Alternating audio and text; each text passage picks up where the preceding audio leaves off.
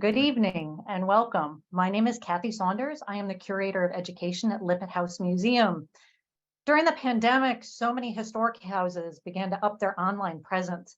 And we realized that with this new tool of Zoom, there might be some new opportunities to collaborate across distance. So this fall, we made a cold call up to Victoria Mansion and we invited them to play with us. And they said yes. So we're really excited to be here tonight. I'd like to introduce you to our speakers tonight, and hopefully they can come on screen here. We have two presenters tonight. Carrie Taylor is the first director of Preserve Rhode Island's Lippitt House Museum. Prior to coming to Lippitt House in 2013, Carrie was the collections manager at Monticello, Thomas Jefferson's plantation in Virginia. And before that, she worked in the curatorial department at the Atlanta History Center. She graduated from the University of Georgia with a bachelor's degree in history and earned a master's degree in public history from the University of South Carolina. She is also the vice president of the Friends of Brown University Library and was appointed by the governor to the Rhode Island State House Restoration Society. Our second speaker tonight will be Stacia Hanscom. She is the Director of Education and Public Programs at Victoria Mansion. She has previously served as the Curator of Education at the William Trent House in Trenton, New Jersey, Coordinator of School Programs, Adult Tours, and Family Programs at Albany Institute of History and Art in Albany, New York, and as an Historic Preservation Specialist with the New York State Office of Parks, Recreation, and Historic Preservation. She is a native of North Carolina and a graduate of Wake Forest University. And when we reached out to her, we discovered that she and Carrie were both in the same public history program together at University of South Carolina. So this was kismet. It was meant to be. So with that, I'm going to turn us over to our first presenter, Carrie Taylor. Well, thank you very much, Kathy. I'm so glad that it worked out for us to do this joint program this evening. So I am going to start out and talk about the first gentleman of our two gentlemen this evening, and that is Henry Lippitt. Now, Henry Lippitt was born in Providence in 1818 into a Protestant aristocratic family, considered one of Rhode Island's so-called five families. Originally, the land of the Narragansett people, the Lippitts had one of the original river tracks laid out by Roger Williams in 1638. And here you can see the original plan for Providence with the Lippitt land highlighted on the bottom. Now, like many colonial era Rhode Islanders, the Lippitts were involved in the sea trade. And in 1807, Christopher Lippitt and his brother Charles, who was the grandfather of Henry, formed the Lippitt Manufacturing Company. They opened the Lippitt Cotton Mill in 1809, spinning yarn and thread. By starting the third textile mill in Rhode Island, the Lippitts became leaders in this new textile industry. Even though Rhode Island banned slavery in 1843, the Lippitts, like other Rhode Islanders, benefited financially from the labor of enslaved people due to their involvement in the cotton industry. They were at the center of an industry that transformed Rhode Island, moving it away from a maritime economy to manufacturing. Now, Henry grew the company, eventually working with his sons, expanding to diversify it to include 6 cotton and woolen mills in Connecticut and Rhode Island. Carrie, now this, yes. Are your slides are not showing? Oh dear, well that's not fun at all. Let's try this again. Because she has some really interesting slides. How about that? How about that? That's much better. All right. Let me just go back real quick so you can see what I showed real quick. So this is the plot of original plot of Providence. This is Charles Lippitt, Henry's grandfather, and the original Lippitt Mill built in 1809. And this is back where we were with the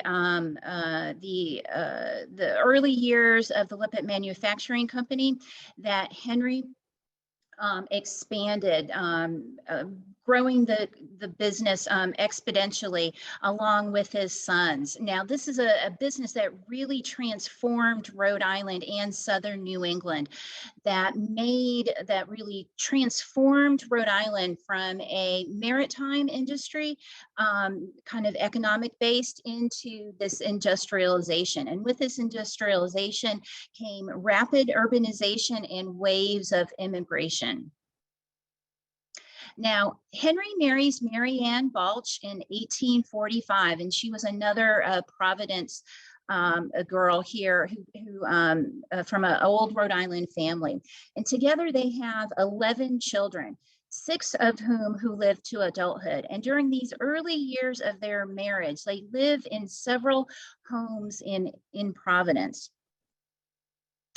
Now, they are coming from an already prosperous background, but their family wealth increases significantly during the Civil War period.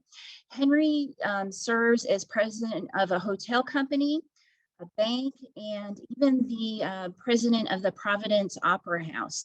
He invests in businesses including railroads, steamship lines, insurance companies, oil companies, and mines. And he increases the family's wealth considerably, increasing it by 155% in 4 years, from the period of 1861 to 1865. So this is a family that came from means and is greatly increasing their wealth during this mid-19th century period.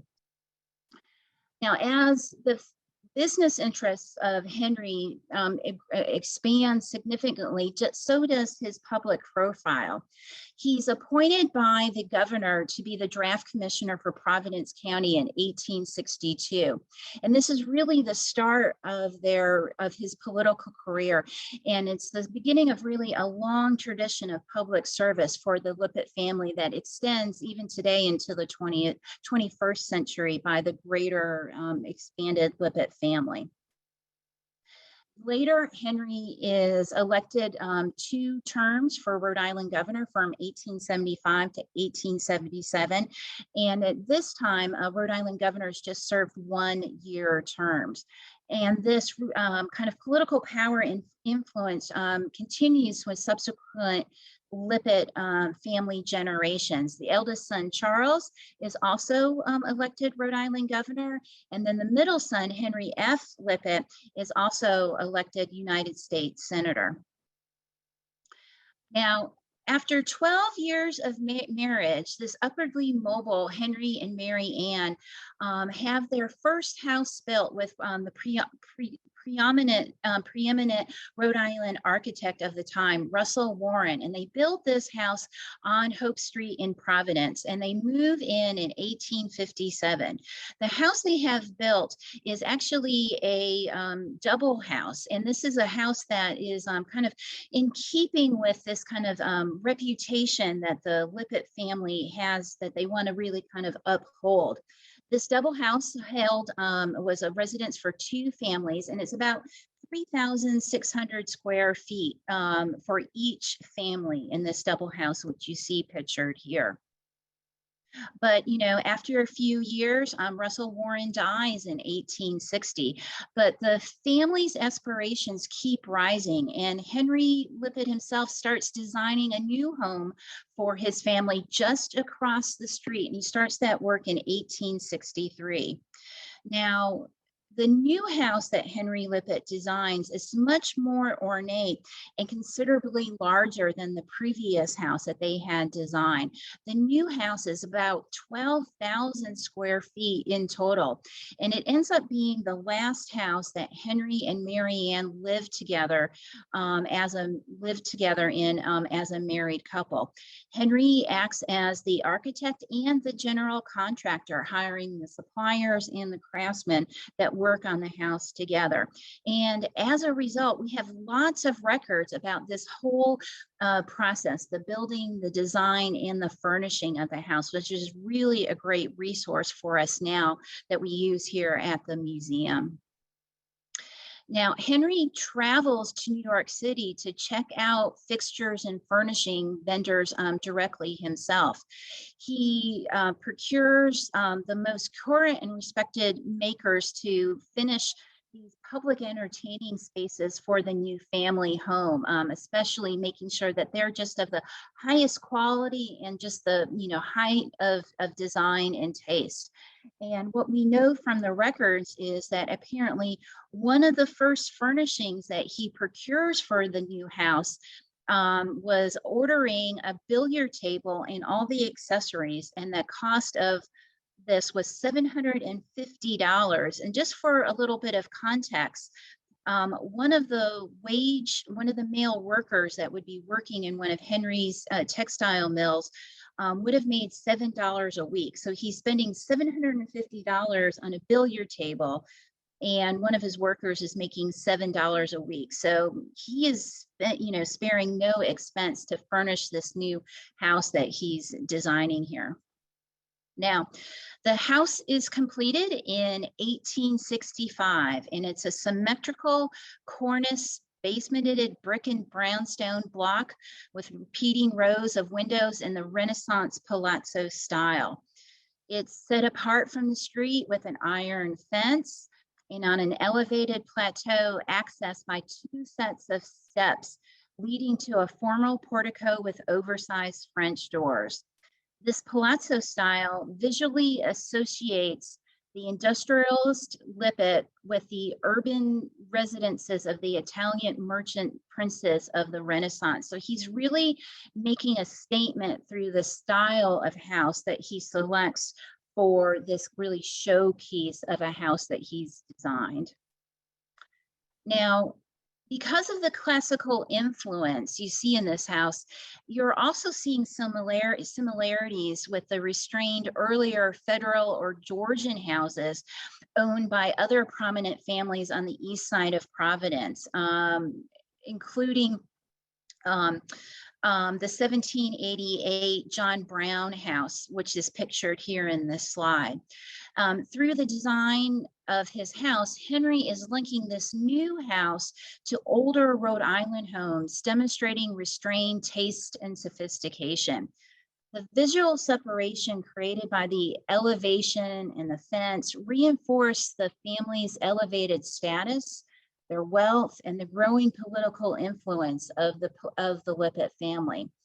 When it was built, the house cost $115,000 and change to build, and they spent an additional $32,500 to furnish it. And this is at a time when one of the live-in maids that they employed made about $5 a week, or about $260 a year, plus her room and board. I think that's I like to put, when we talk about money during this time period, I think it's important to kind of put it in context instead of just in absolutes. Now, since we talked about the exterior of the house and the architecture, let's go inside and talk a little bit about what it looked like to be a visitor once you actually went inside the doors. Now, the center hall acted as a gatekeeper to the inner sanctum reserved for family and invited guests. The front doors lead into a vestibule with frosted glass doors, separating visitors from the hall and the formal entertaining spaces. Upon entering, visitors see the elaborate faux painted walls and ceilings and the intricate parquet floors. And these are all very purposeful, and they're designed to impress guests upon first entering the house. Now, dominating that front hall is a portrait of Governor Lippitt by Rhode Island artist Charles Stetson.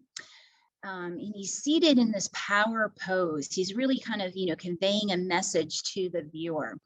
The large portrait is displayed alongside oversized Renaissance Revival furniture, and together they combine to make an imposing first impression. Throughout the house, you'll also see art acquired from European travels, acquired by the Lippitt family, which demonstrate their worldliness while also displaying works of art from completed by other Rhode Island artists. And I think that's appropriate for a politician as governor whose job is really to promote his home state. Having both of those things together in the same house, hung side by side. And when you proceed throughout the house, especially on the first floor, you'll see that the first floor rooms, you'll see that each space has its own decorative, elaborate paint scheme on both the walls, on the ceiling. And you'll see the paint scheme here in the Lippitt House Library. Now, according to Henry's accounts, the paint scheme was done by a local decorative paint firm called Catoniff and Cliff, who specialized in faux and exotic designs. And they take their inspirations from a variety of cultural sources. And they're replicating a variety of materials in paint, including wood graining, marbleizing, natural scenes, and geometric designs. And you'll see these all throughout the walls and ceilings of Lippitt House. You'll also see monograms and ciphers appear throughout the house, marking territory in both painted and carved decorations. And when you go through the house, you look closely, you'll see Lippitts and you'll see L's all over the place. So look very, very carefully. It's kind of like a scavenger hunt. Now we go into another space here, the dining room. There's also great photographic documentation of the house. And you'll see these great 1893 photos of the interior of the house juxtaposed against what the house looks like today. And it looks very, very similar to how the house looked when the Lippitt family lived here. And when you go into the dining room, you'll see that there's lots of imagery, a lot of hunt and harvest imagery, which this iconography really illustrates Henry's capability as a provider. One of the more formal rooms in the house, in the dining room, Mary Ann could entertain up to 14 guests at the dining room. And she would do this work along with the assistance of their cook, Mary Brooks. Now set on the table would be the Rhode Island made Gorham silver, both flat and hollowware. And we know from Mary Ann's journal entries that she entertained extended family members and guests from other prominent Rhode Island families like the Goddards and the Browns. And they dined on her French monogrammed dishes here. Now, throughout the house, there's the furnishings and fixtures that are from some of the best makers from New York City. Once again, through these records that were kept by Henry Lippitt, they included such makers like Potier and Steinmetz, who are furniture makers, and they are neighbors of another maker that I think Stacy's going to talk about a little bit later, the Herder brothers. They have shops very close by each other down in Manhattan. And here you can see a receipt from 1865 for furniture totaling $3,680 just for 2 rooms. And you'll note at the bottom of this invoice, the federal revenue tax stamp imposed on luxury goods to help pay for the Civil War, a special luxury tax there. But they also bought furnishings from Cox and Brothers Lighting, William Gibson, stained glass, and these were manufacturers that were considered the height of style and popularity, along with Providence manufacturers. They're buying local even back then, including the Anthony and Potter and Dennison upholsterers and decorators. So it's a mix, New York City things as well as local Providence manufacturers and makers as well. Now, all these elements really come together to make Lippitt House one of the finest houses in Providence when it was built. Anne Brown Woods, wife of another textile manufacturer, wrote Mary Ann on the completion of their new home in 1865. And she wrote, quote, "I have never seen any mansion to compare to yours in decoration, finish, and tasteful design. And really, it is a source of pride that we have a house so refined and elaborate in our midst." 10 years later, when Henry was governor, a newspaper described the house as having, quote, the reputation of having the handsomest interior of any residence in Rhode Island, if not in New England. Now, I don't know if people in Portland, Maine might have had a different opinion, but this was one Rhode Island newspaper opinion. Then later in 1886, in an illustrated history of Rhode Island, a plate of the house was included as one of the most noteworthy houses in the state because of its design and its association with the former governor. And this was 21 years after the house was built.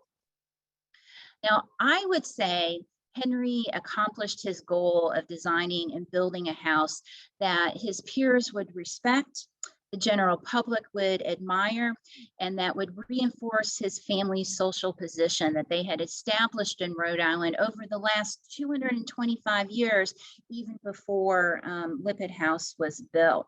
So now that I've talked a little bit about the Henry Lippitt and the Lippitt family and the reputation that we're building and what Henry was trying to say about his house, I'm not going to turn it over to Stacy and talk about another gentleman and what he was trying to say. But before I do that, I think I just want to make sure that everyone knows too, if you have any questions, please put them in the Q&A function because Stacy and I are going to be very happy to answer your questions at the end of the talk.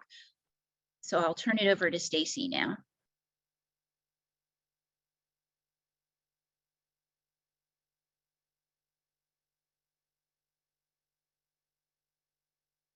So I think we just a moment.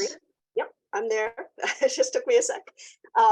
Thank you, Carrie. That was wonderful. And definitely seeing some similarities and some differences between our two gentlemen, though I know some people would question whether Morse was a gentleman or not.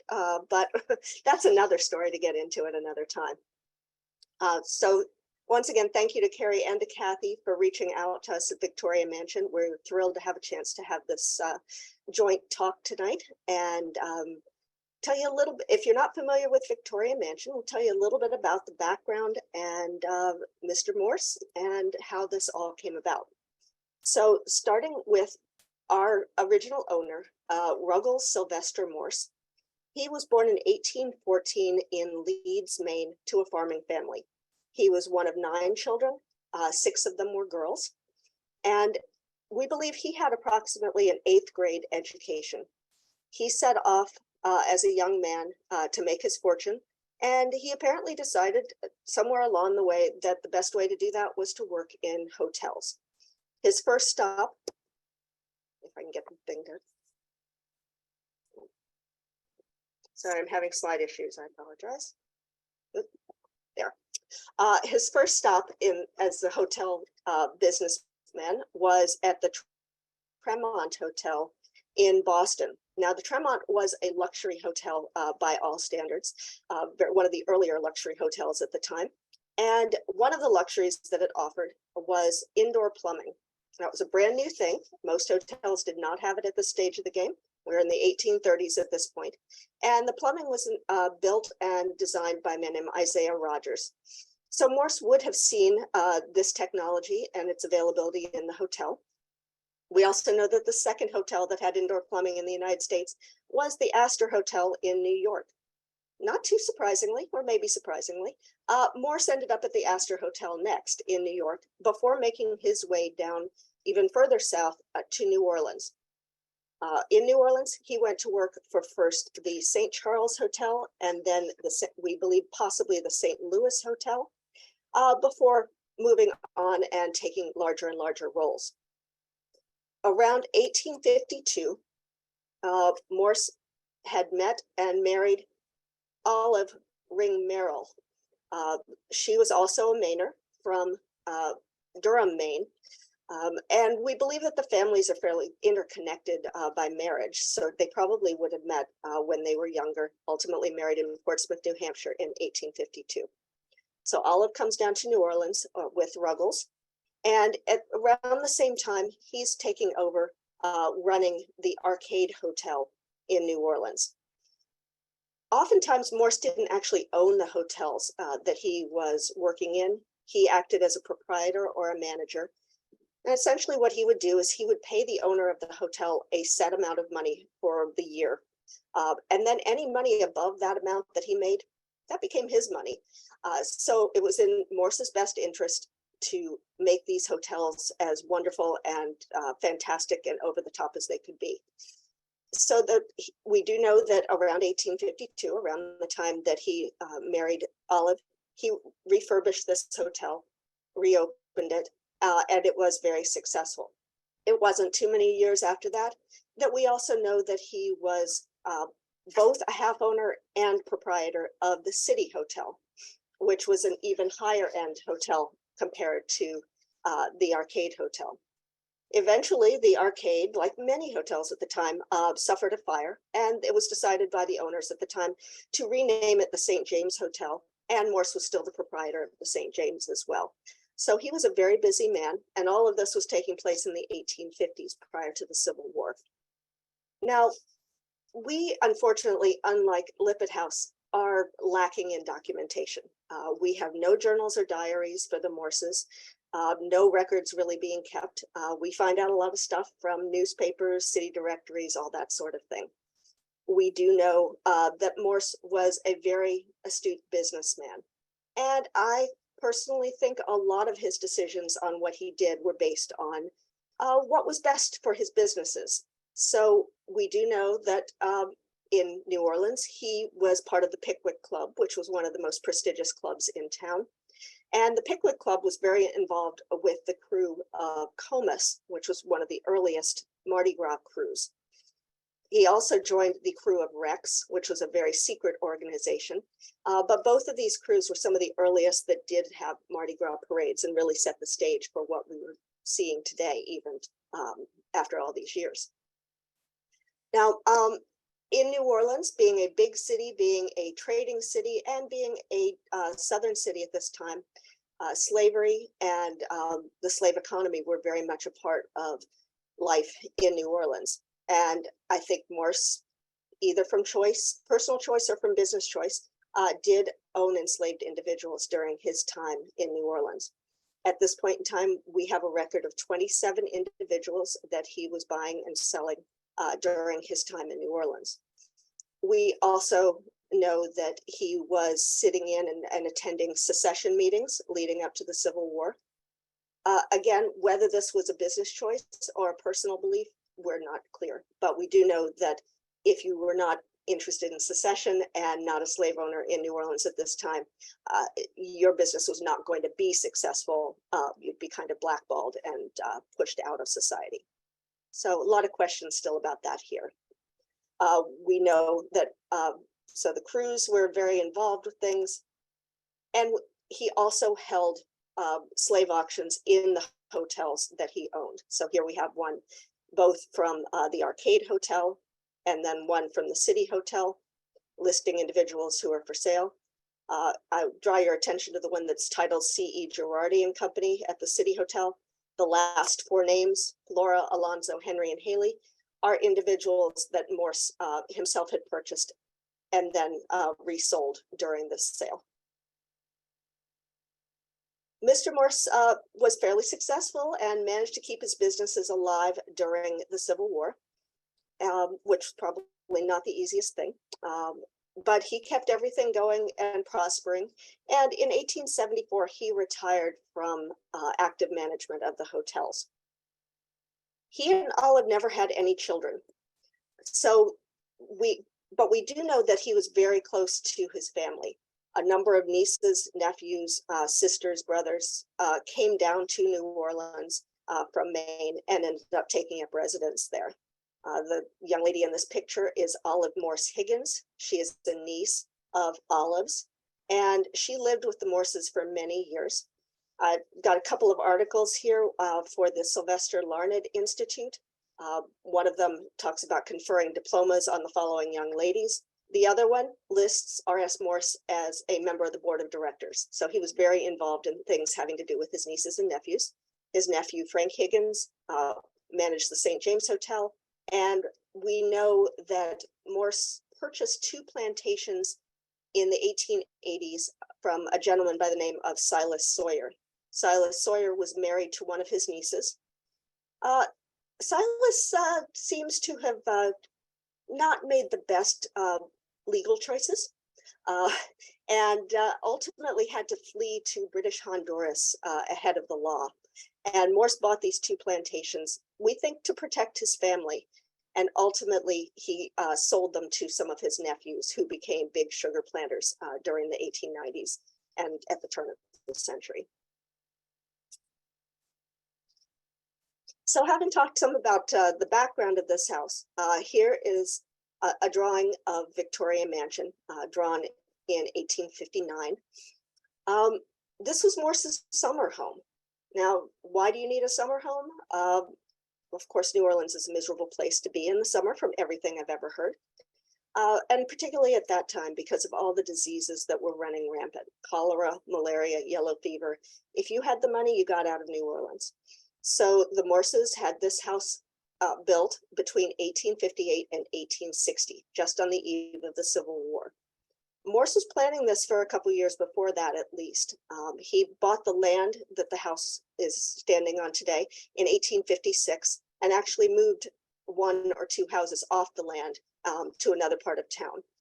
This was a very established neighborhood. The house is on the corner of Park and Danforth Streets in Portland. And we don't know, unlike a lot of grand residences, he didn't build on the edge of the town or out in the country. The lot is very small for a house this size. We think that one of the reasons he had the house built right here had to do with technology. Park Street, that runs down the side of Victoria Mansion, was the only street in town that had both sewer lines and gas lines at the time that the house was built. And having worked in hotels and lived in hotels with wonderful technology, I don't think he wanted to go back. He wanted to continue with everything and all the comforts that he could have. The neighborhood was a good neighborhood at that time and still is today. Here are some images of houses on the different corners nearby, all of which predate Victoria Mansion. I often, when I am giving a tour to guests, I ask them to stand in front of the house and just take a little spin around, and they'll see that almost everything is older than Victoria Mansion. It just doesn't necessarily look like it because those have been changed and ours hasn't. Now, Victoria Mansion the architect on Victoria Mansion was a gentleman by the name of Henry Austin. He was a Connecticut architect and specialized in Italian villa style and brownstone, very appropriate for Victoria Mansion. The interiors were done by Gustav Herder, as Carrie mentioned earlier. This house was an integrated design. Everything was designed to go together from the beginning, and Herder was the primary mover and shaker on all of that. But we think that Morse probably did have a say in some of the decisions, at least, that were going into the house. These paintings were bought specifically for Victoria Mansion. They were purchased in 1859 from a sale by James Robb, a resident of New Orleans, who had managed to overextend himself financially and needed to sell off many pieces of his collection. These 2 paintings hang on either side of the doors into the parlor. And you can see that the walls actually are decorated and designed to fit these 2 paintings. So I think that Morse was very involved in the decision making. The third person who was very involved with decorating and designing this house was a man named Giuseppe Guidacini. Unfortunately, we don't have an image of him or have any idea what he looked like. But we do know that he was an Italian painter who came over to America and painted theaters and sets and opera spaces. At this point, this is the only work of his that really exists. There's 1 fresco in New York and 1 banner at the New York Historical Society. Otherwise, the work at Victoria Mansion is all that remains of his. On the same note, the work of Gustav Herder that went into this house. This is the only domestic commission that was an integrated design that still exists.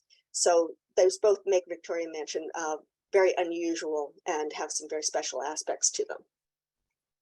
Going back to Morse's involvement in the decision-making on this house, he put a few opinions into things as he went along.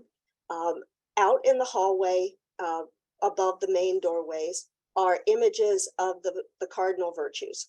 But if you know your cardinal virtues, there are 4 cardinal virtues. Only 3 of them are in the house: prudence, fortitude, and justice. The one that's not there is temperance. And I think that was a very conscious decision because Mr. Morse probably didn't believe in temperance at all, since he ran bars in his hotels. He certainly would not have been very conscious about people drinking. But Portland very much was on the other side of that and had enacted prohibition much earlier. So probably he and his neighbors might not have agreed on those kinds of things. In fact, in the reception room, we see an image of Bacchus, the god of wine, near a piece of furniture that we believe might have been a liquor cabinet. So I think he's inviting people to have a drink when they come over and visit him. A more modern view of the exterior shows you that it is a brownstone Italian villa style, as opposed to Lippitt House, very much an asymmetrical design. It's supposed to look like a rustic palace in the countryside of Italy. The brownstone also suggesting the earthiness and the connection to nature, excuse me. Sounds very similar with Lippitt House, that the property was built up and established higher, and Victoria Mansion is almost like a piece of art on a pedestal. There are no plantings nearby, no gardens, no trees really on the property except on the back edge. And it stands above its neighbors, both from the tower and also just even the level of the property is much higher. This house, when it was designed on the interior, was very eclectic. Again, like Lippitt House in many ways, we've got designs that range from Gothic to Islamic, Renaissance Revival to Baroque. All of them are represented. And I think there's a quote that we like to share at Victorian Mansion from historian Jacob von Falk in 1873. And in it he said, insofar as style is concerned, the modern Frenchman dwells in the 18th century. He sleeps in the century likewise, but he dines in the 16th century. Then on occasions he smokes his cigar and enjoys his coffee in the Orient while taking his bath in Pompeii. Victorian Mansion fits that to a T with all of those different descriptions.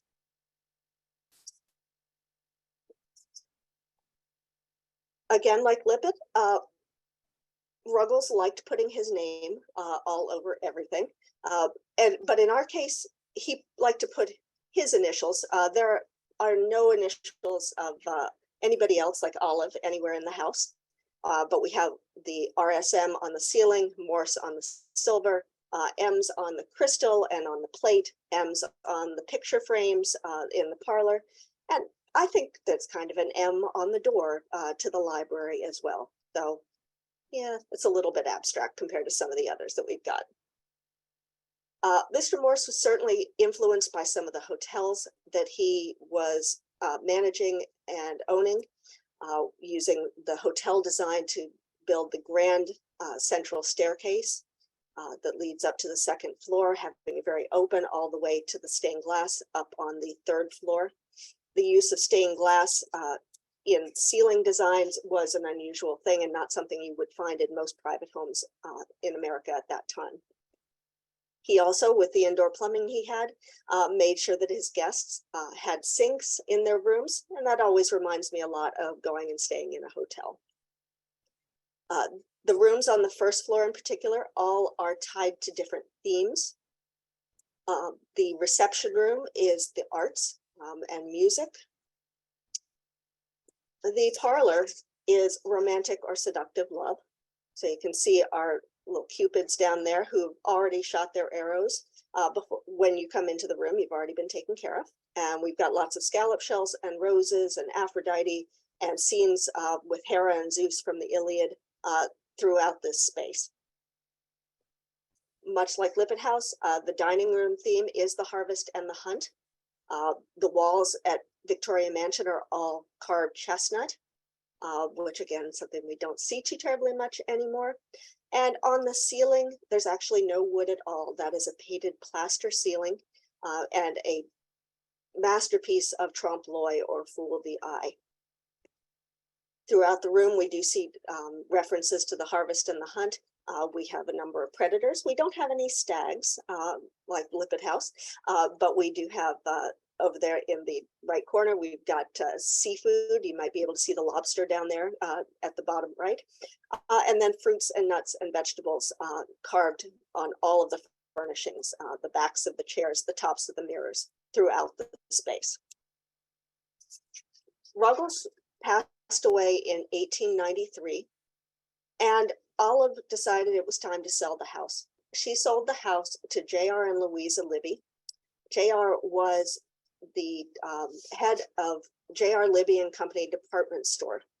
Now, the store was the largest department store in Portland and very successful store at that point in time.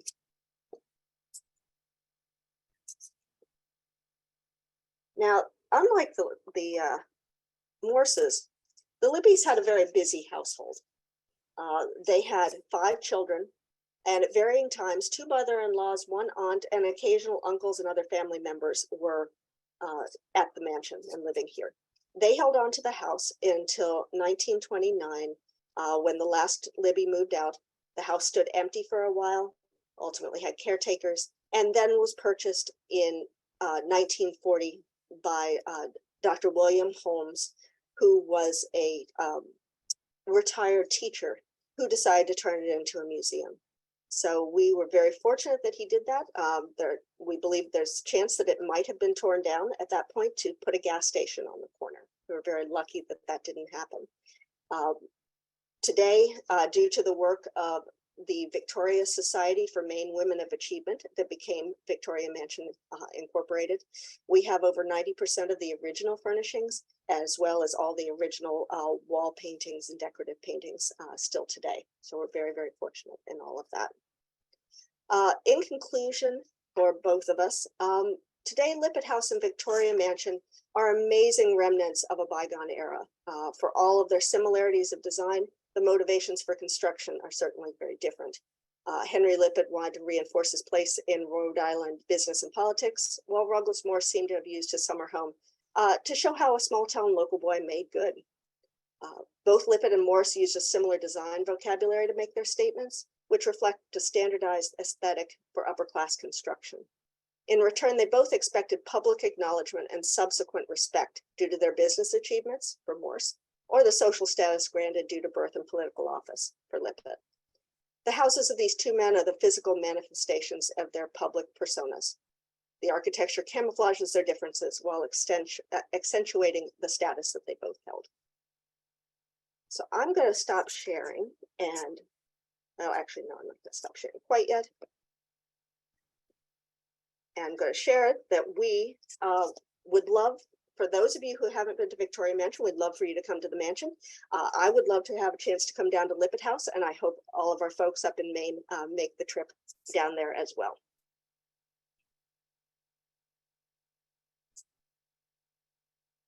Thank you so much. We have some questions building up, so I'm excited to pose them to Carrie and to Stacy. Stacy, do you want to stop sharing? And that way we'll put the people on screen. So Stacy, you started to address this, but there was a question about how did these private homes become museums open to the public? So could you both speak to that? You want to go first, Carrie? Yeah, sure. Yeah, so Lippitt House is a very, I think in some ways I try not to use the word unique, but I think it is a unique story about Lippitt House because only one family actually has owned Lippitt House. There were 4 generations of the Lippitt family that lived here. And so after that last generation, the Doolittles, so the house passed down through the maternal line. And so after the Doolittles, they lived here full time until 1979. And when they were elderly at that time, and when they were no longer able to live here full time, they went into assisted living. And the descendants of the Lippitt family that were around, some of their children and nephews, set up a family trust. And the intent was that when the Doolittles passed away, that they wanted to preserve the house and make it open to the public as a museum. And so the family trust transferred Lippitt House to the organization that Kathy and I work for, Preserve Rhode Island, with the intent that it be preserved and open to the public. And so that is how, through the generosity of the Lippitt family, that's how it was open to the public as a museum. And so it actually, nonprofits are very good at doing studies and investigations. And so after some feasibility studies, both fundraising and architectural studies, it was open to the public as a museum in 1993. As I touched on for Victoria Mansion, we had two families that owned the house, the Morses and then the Libbys. The Libbys were here and owned the house into the late 30s, but didn't occupy it after 1929.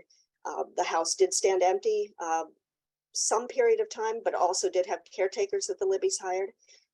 But the Libbys needed to offload this house, and it's a big old white elephant. It was not easy to get rid of. But in 1940, Dr. William Holmes came through town, he retired superintendent of schools in Mount Vernon, New York. And the story that he tells is he came along, he saw it, and decided he needed to turn it into a museum. So he purchased it for the back taxes, essentially, and opened it as a museum. And at this point, we've been a museum as long, if not longer, than it was ever a private home. So very different life in that way. And gradually, the staff has professionalized, and we've become the institution we are today. That's great. Thank you. We have now some specific questions about each of the institutions. Stacy, how did they find so many of the original furnishings? Because Olive Morse, when she sold the house, she sold it intact with all the furnishings to the Libbys. And I think because Mr. Libby ran a department store, he knew the quality of the furnishings. So even though they were very out of date by the time that they owned the house stylistically, he knew they were well made, and the family kept all the furnishings and used all the furnishings. When they moved out, the 5 children kind of took everything with them to their homes. As we become a museum, they bring things back, and we're still getting things back even today, which is really amazing, and they're wonderful supporters. There are a few items here and there that come through the Morse family as well, because Olive and Ruggles gave some specific items to the nieces and nephews and things like that. And those pieces have been coming back as well. So we're just very lucky that way. Nice. Harry, does the Lippitt family china have a maker's mark? It does not. We do have the invoices, but it from where they purchased it from. So it was china that was bought not when they were first married, but specifically when they moved into this house in 1865, and it was sold. So we have it. It was sold by E.V. Hotwatts and Company of New York, and they specialized in French porcelains, French ceramics. So it doesn't have a maker's mark, but it was new when the house was new. It looks very much like ours with the green. We have green and red, but otherwise it's very similar, and ours don't have marks either. Yeah, so the deal is I think you could get this these French dishes, and then you can customize it to meet your specific needs. Stacy, is there a hidden 3rd floor in Victoria Mansion? Well, it's not very hidden, but yes, there's a 3rd floor in Victoria Mansion. We don't take guests up to the 3rd floor, given that fire code does not allow us to do so. We only have a very narrow staircase that leads up there compared to no fire escapes or anything like that. But we do get a lot of questions about the 3rd floor. There were 4 rooms and access to the tower on the 3rd floor. One, similar to Lippitt House, we had our own billiard room. Unfortunately, we don't have the table or an invoice from it anymore, so we don't know a lot about our billiard table. We had a room that we think they kept their steamer trunks in for traveling back and forth to New Orleans. There was one bedroom on the 3rd floor. Who used it, we're not absolutely sure. One possibility is that it was bachelor quarters. because it was considered improper for single men and single women to sleep on the same floor of the house. So that is a possibility at least. And then we have the cistern room. And Victorian Mansion had a 3,000-gallon water cistern inside the house on the 3rd floor that collected the rainwater and the snow melt to power the plumbing in the house. And it was a gravity-fed system. Also tells you how strong this house is that had a 3,000-gallon water cistern above everything. And that leads exactly into another question, which is I'm asking about the plumbing at the Lippitt house. So would you speak to that?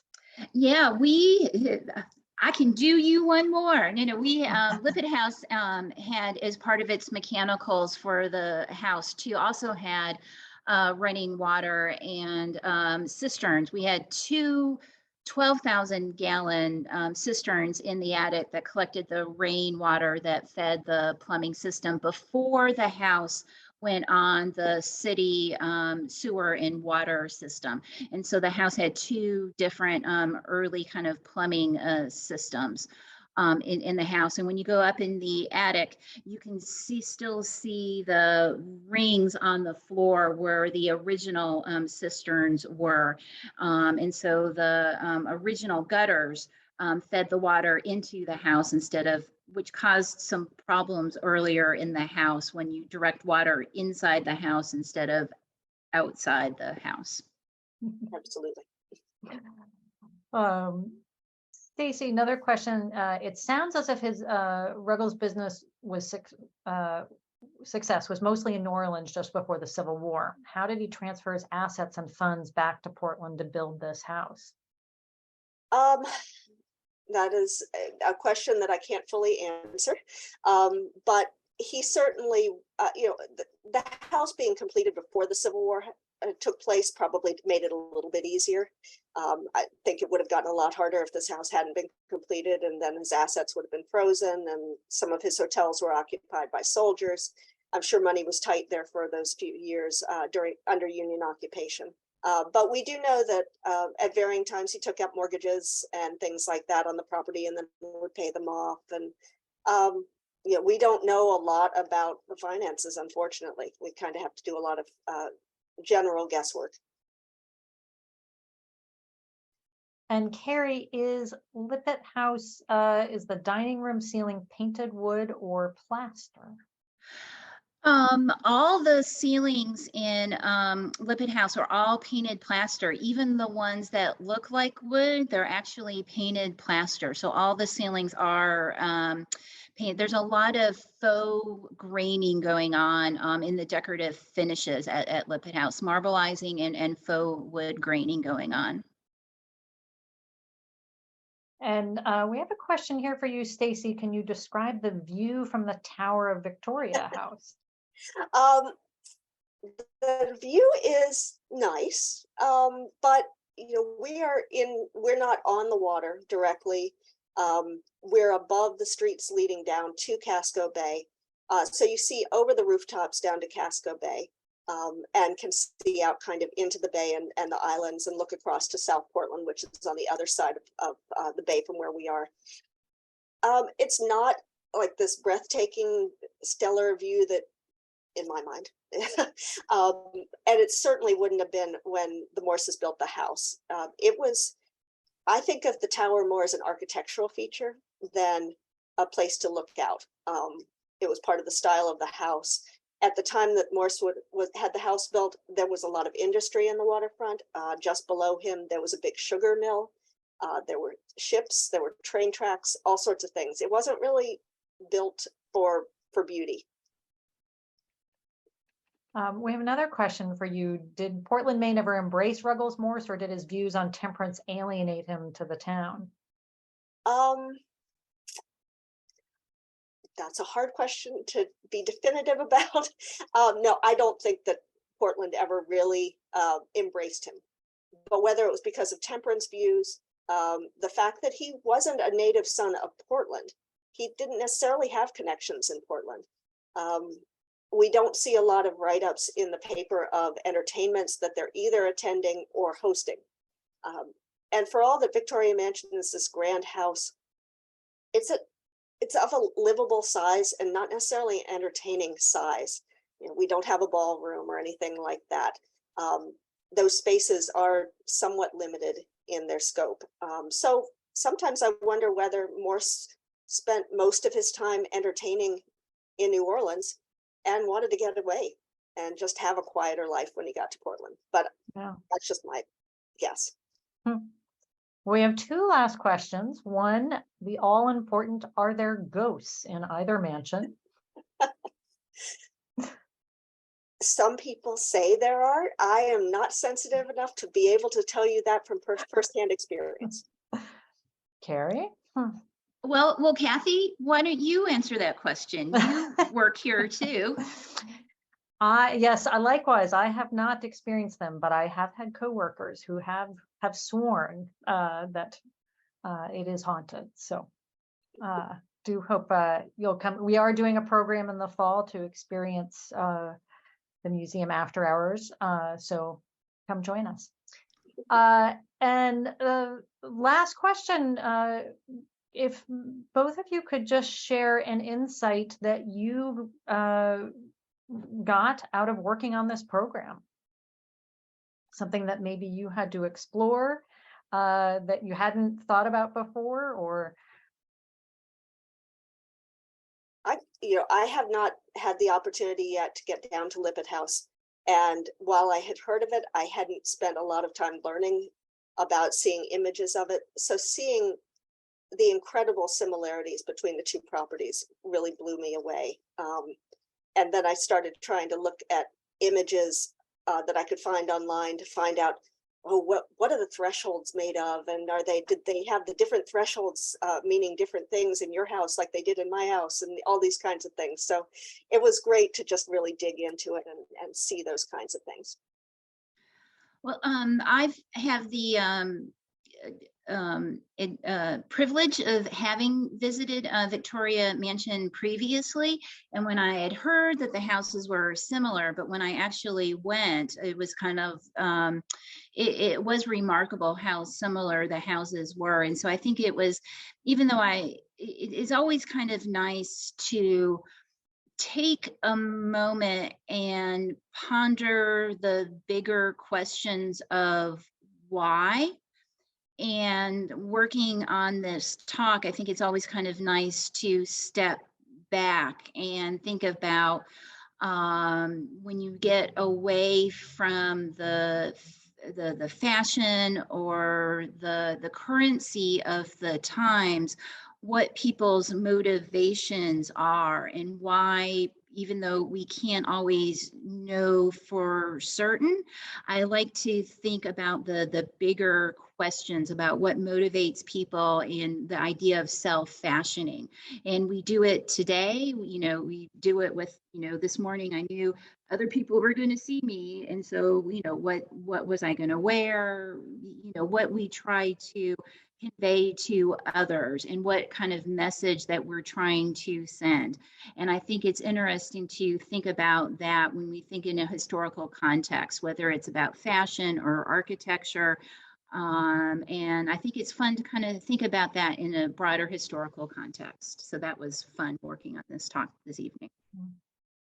Well, I want to thank you both for the research and scholarship and time that you put into this program. It has been such a pleasure to work with both of you and to geek out in the museum world together. And thank you to so many attendees who came. It's such a treat for us to extend up the New England border. And I know some people came from even further afield. So thank you all so much. We hope to see you this summer in Portland and in Providence, and have a wonderful evening. There will be a short follow-up survey through Zoom. Please take a moment to answer it. And I think that's all we have. Anything else either of you want to say, Stacy or Carrie? Nope. And thank you, Kathy, for your work and your brilliant idea to reach out to a museum partner for a program that would be much harder to do if we were in person. So thank you too. It would have taken a whole week instead of 1 hour. All right. Good night, everybody. Thank you all for coming. Thank you so much.